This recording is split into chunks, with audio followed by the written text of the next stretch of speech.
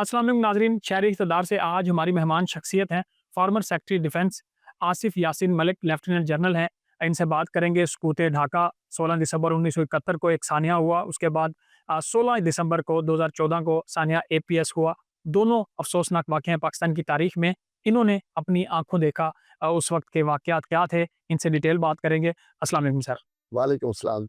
Sir ये बताएँ कि सानिया एपीएस पाकिस्तानी तारीख का एक स्याह-तरीन दिन था। जब ये वाक़या हुआ और आपको खबर मिली तो क्या मंज़र था उस वक़्त?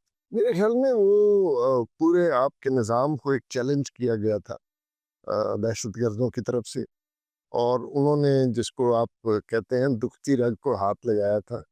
ये बच्चे बच्चे नहीं थे, ये आपका मुस्तक़बिल था, और उसको उन्होंने चैलेंज किया स्टेट को कि आप हाल की बात कर रहे हैं, हम तो आपके मुस्तक़बिल को भी चैलेंज कर सकते हैं। और उन्होंने चैलेंज किया जिसमें बहुत बड़ी तादाद में बच्चे जो है शहीद हुए, असातिज़ा शहीद हुए, और एक वहाँ पर कत्ले आम का मंज़र था जो बहुत ही दिलसोज़ और खौफनाक था। पाकिस्तान में शायद दुनिया में इस किस्म के वाक़ये कभी नहीं हुए थे।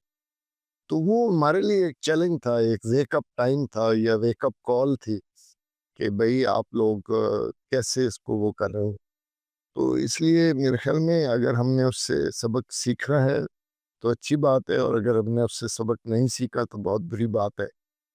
हर हादसा या हर वाक़या जो है वो सबक आमोज़ होता है अगर आप सबक सीखें, और सीखने के लिए एहसास ज़रूरी है। मेरे ख़्याल में हम थोड़ा एहसास कम होता जा रहा है हमारे मुल्क में हर चीज़ के बारे में। ख़ास तौर पे जो हमारी फ्यूचर है उसके बारे में हमें एहसास कम होता जा रहा है। जिसको कहते हैं ना एक डिसबिलीफ का, या मतलब हो ही नहीं सकता ये। और उसके ऊपर फिर ज़ाहिर है एक परेशानी थी कि वहाँ बच्चे हैं, छोटे-छोटे हैं, जिन और मैं आपको बताऊँ जो बेचारे शहीद हो गए वो तो अपनी जगह है। जो ज़िंदा है ना वो ज़्यादा डैमेज हुए। वो सारी ज़िंदगी डैमेज रहेंगे उस सीन से, जब उनके साथ क्लास फेलोज़ और उनके स्कूल फेलोज़ को दिन दहाड़े मारा जा रहा था, सारा खून में लथपथ था स्कूल, उनकी टीचर्स को मारा जा रहा था। मेरे ख़्याल में इस वक़्त वो जो बच्चे ज़िंदा हैं अल्हम्दुलिल्लाह, वो ज़्यादा कर्ब और तकलीफ़ का शिकार हैं और ज़्यादा डैमेज हुए हैं। जो फ़ौत हो जाता है वो तो अल्लाह को प्यारा हो जाता है, उसकी ज़िंदगी ख़त्म हो जाती है। लेकिन वो जो बच्चे ज़िंदा हैं, जो साथी ज़िंदा हैं, मेरे ख़्याल में हमें उनके साथ खड़े होने की ज़रूरत है। जब ये वाक़या हुआ पाकिस्तान तो वैसे भी दहशतगर्दी का बड़ा सफ़र कर रहा है, लड़ते हैं। लेकिन ये जब मामला बच्चों तक आया तो हमारे सियासतदानों ने और हमारे इदारे ने इस वाक़ये के बाद क्या सीखा? आपने थोड़ा मेरे ख़्याल में उसमें अच्छे वो लिए गए, नेशनल एक्शन प्लान बनाया गया, एक ऑल पार्टीज़ कॉन्फ्रेंस पेशावर में हुई थी, जिसके अंदर फ़ैसला किया गया। बदकिस्मती से वो नेशनल एक्शन प्लान थोड़ा-सा आहिस्ता-आहिस्ता एक जिसको कहते हैं कोल्डनेस का शिकार हो गया, और जो हालात इम्प्रूव होते गए, नेशनल एक्शन प्लान कम होता गया, तो शायद उसकी सज़ा भी हम आजकल जो टेररिज़्म के वाक़यात हो रहे हैं उसमें हम भुगत रहे हैं। हमने उसको जो है ना पूरी स्टीम में या पूरे ज़ोर से नेशनल एक्शन प्लान को नहीं चलाया। जैसे हमेशा इंसानी फ़ितरत है, जब हालात इम्प्रूव हो जाते हैं तो आप अपनी जो है काविशें वो कम कर देते हैं। सर इसी से अगर हम जोड़ें तो 16 दिसंबर 1971 सकूत ढाका का जो वाक़या था, वो भी एक स्याह-तरीन दिन था। ज़ाहिर है उस वक़्त हम तो पैदा भी नहीं हुए थे लेकिन आप मौजूद थे। उस वक़्त क्या हुआ था? उसको देखें तो वो एक पूरे पाकिस्तान के वजूद को चैलेंज किया गया था, और उसको मैं थोड़ा-सा एक मुख्तलिफ पैराए में देखता हूँ कि पाकिस्तान की आज़ादी जो थी वो कहाँ से शुरू हुई थी? मुस्लिम लीग कहाँ बनी थी?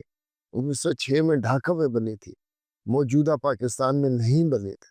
सो ये जो आपकी आज़ादी की जो जद्दोजहद थी ये वहाँ से शुरू हुई थी, और शायद हमने उसको ठीक तरह हैंडल नहीं किया, तो उनको वो बंगालियों को अपनी आज़ादी की जंग दोबारा लड़नी पड़ी, और हम शायद इसको कहने से डरते हैं।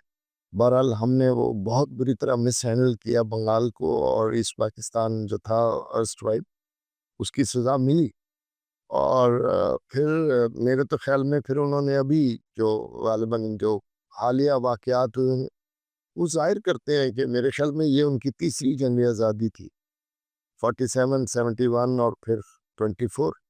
تو اس سے ظاہر ہوتا ہے اس قوم کا ڈی این اے اور اس کا جو ہے نا ایک آزاد رہنے کا ایک وہ ہے جوش ہے ان کے اندر جو آج تک قائم ہے۔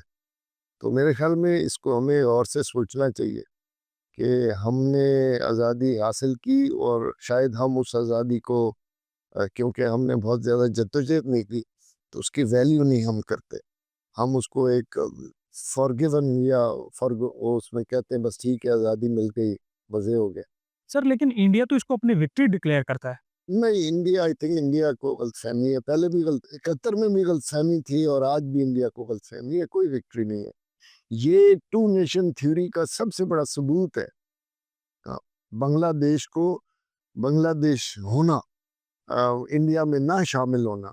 آپ دیکھیں بنگلہ دیش جو تھا یہ پرانی جو بنگال سٹیٹ تھی اس کی ڈویژن سے ہوئی تھی، ایسٹ بنگال اور ویسٹ بنگال۔ تو میرے خیال میں یہ ایک سٹیمپ ہے آن ٹو نیشن تھیوری، اور ابھی جو نئی پالیسیز ہیں یہ اس کی ایک وجہ جو موجودہ یہ اپرائزنگ ہوئی بنگلہ دیش میں اس میں انڈین انٹرفیئرنس تھی۔ جس طریقے سے حسینہ واجد کی حکومت نے انڈیا کے سامنے گھٹنے ٹیکے ہوئے تھے اس کا نتیجہ ہوا، اور یہ اگر انڈین سمجھے تو یہ انڈیا کے خلاف ایک بہت بڑا میسج تھا کہ آپ جو مرضی کر لیں ہم آپ کے نیچے رہنے کو تیار نہیں۔ سر اگر میں آپ سے آخری سوال لوں تو یہ جو واقعہ تھا، سیاسی جماعتیں بعض اوقات کہتی ہیں کہ یہ اداروں کی وجہ سے مس ہیپ ہوا تھا، بعض اوقات ادارے یہ کہتے ہیں کہ اس وقت کا سیاسی جو گیپ تھا اس وجہ سے قوم کو یہ سانحہ دیکھنا پڑا۔ تو بیسیکلی آپ تو یعنی شاہد ہیں، آپ کیا کہیں گے اس حوالے سے، ایسے دیں گے؟ میرے خیال میں یہ بلیم گیم جو ہے نا یہ کہیں نہیں لے کے جائے گی۔